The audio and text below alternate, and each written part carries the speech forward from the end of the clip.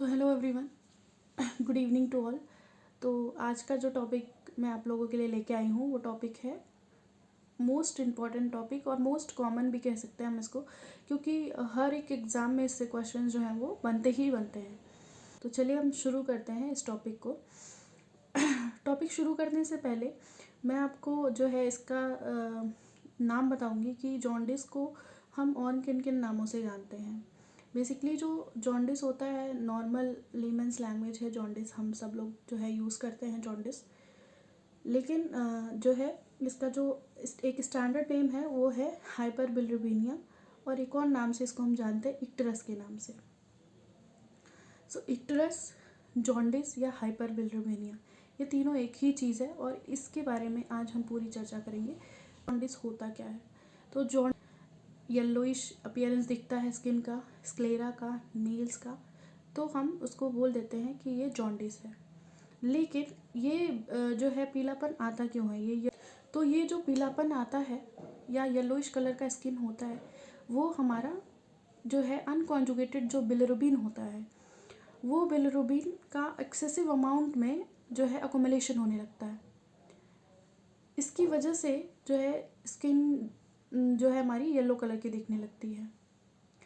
Excessive accumulation of the bilirubin leads to yellowish appearance of the skin is known as hyperbilirubinemia, icterus और jaundice. हम बात करेंगे कि jaundice के कितने टाइप्स होते हैं।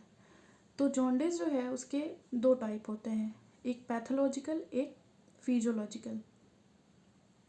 दो टाइप जो है हम जॉन्डिस का पढ़ते हैं, पैथोलॉजिकल एंड फिजियोलॉजिकल।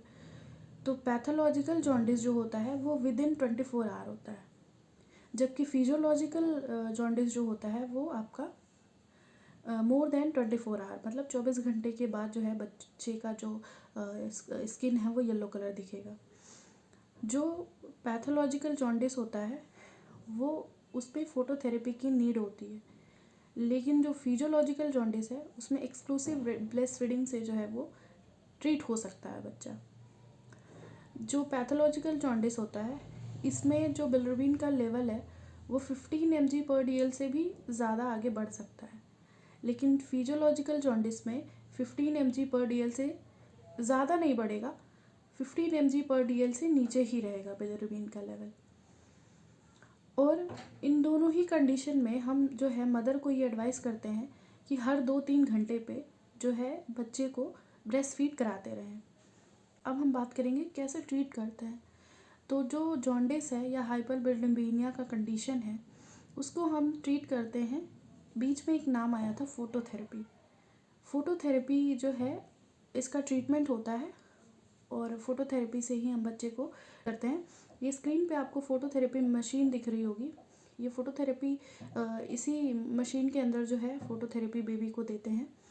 ये फोटोथेरेपी क्या होता है, इसमें फ्लोरेसेंस लाइट का यूज़ होता है। फोटोथेरेपी के अंदर जो है फ्लोरोसेंस लाइट होती है और उसका यूज़ करके हम क्या करते हैं, अनकॉन्जुगेटेड बिलिरुबिन को कॉन्जुगेटेड बिलिरुबिन के अंदर कन्वर्ट करने का काम जो है इस मशीन के थ्रू करते हैं।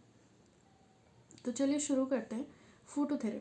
फोटोथेरेपी जो है एक तरीके का प्रोसीजर होता है जिसमें हम फ्लोरेसेंस लाइट का यूज़ करके अनकॉन्जुगेटेड बिलिरुबिन को कॉन्जुगेटेड बिलिरुबिन के अंदर कन्वर्ट करते हैं। इसमें 6 से 8 लाइटें जो हैं वो यूज़ होती हैं। जो लाइट यूज़ होती है वो वाइट और ब्लू कलर की लाइट जो है वो यूज़ होती है। फोटोथेरेपी का वेवलेंथ होता है, वो जो फोटोथेरेपी लाइट का जो वेवलेंथ होता है वो आपका 420 से लेके और 550 नैनोमीटर तक इसका वेवलेंथ जो है वो माना जाता है।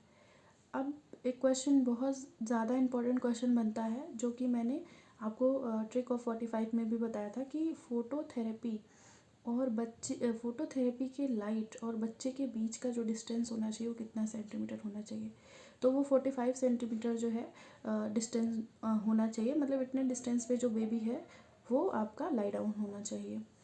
उसके बाद हम अगली बात करेंगे कि फोटोथेरेपी जो है वो उसका प्रिंसिपल क्या है, किस प्रिंसिपल पे काम करता है। तो फोटोथेरेपी जो है बेसिकली 3 प्रिंसिपल पे काम करता है और ये प्रिंसिपल हमेशा क्वेश्चन पूछते हैं। हो सकता है आपको 4 ऑप्शन मिले और उसमें से आपको एक ऑप्शन ना मिले, 2 ऑप्शन रहेंगे आपके पास, एक नहीं रहेगा, तो तीनों प्रिंसिपल आपको नाम पता होना चाहिए। सबसे पहला प्रिंसिपल जो है वो है आपका फ़ोटो आइसोमराइजेशन।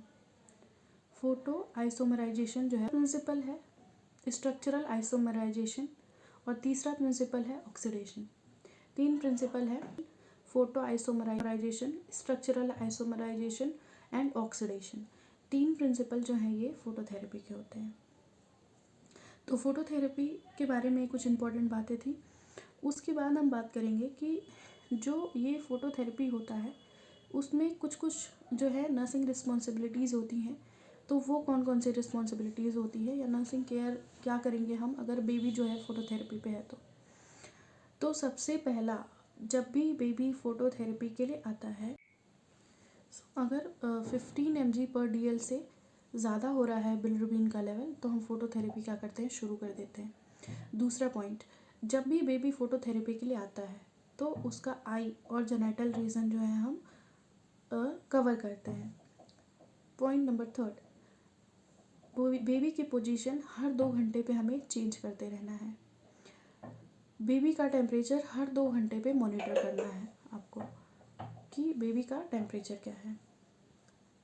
उसके बाद ब्रेस्ट फीडिंग, हर 2 से 3 घंटे पे बेबी को ब्रेस्ट फीडिंग करवानी है। मदर को एडवाइस करना है कि हर 2 से 3 घंटे पे बेबी को ब्रेस्ट फीड करवाए।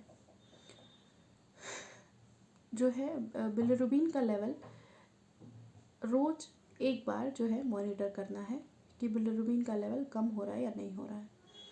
फिर हम चेक करेंगे कि अगर बिलिरुबिन का लेवल 10 mg/dl पे आ गया है तब हम फोटोथेरेपी को जो है स्टॉप कर सकते हैं। तो ये सारी कुछ नर्सिंग रिस्पॉन्सिबिलिटीज़ हैं। इसमें एक और रिस्पॉन्सिबिलिटीज़ आती है, जब भी फोटोथेरेपी होती है तो क्या करते हैं, ज़्यादा से ज़्यादा स्किन एरिया को एक्सपोज करके रखते हैं except eye and genital region. तो ये सारे पॉइंट्स जो थे वो आपके फ़ोटोथेरेपी जब भी होती है तो कुछ नर्सिंग रिस्पॉन्सिबिलिटीज़ होती हैं, उसके बारे में सारी चीज़ें थी।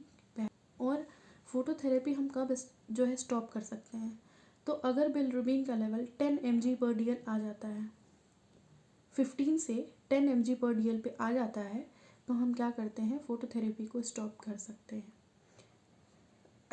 तो अगर इसको बंद नहीं किया गया तो कॉम्प्लिकेशन हो सकते हैं कुछ बेबी को। तो फोटोथेरेपी का कॉम्प्लिकेशन यूपीपीएससी का जो एग्ज़ाम लगा था 2017 में, तो उस एग्ज़ाम में पूछा गया था कि कॉम्प्लिकेशन ऑफ फोटोथेरेपी, तो उसमें एक ऑप्शन था ब्रॉन्ज बेबी सिंड्रोम, जो कि सही ऑप्शन था और उसी पे जो है हमें टिक करना था।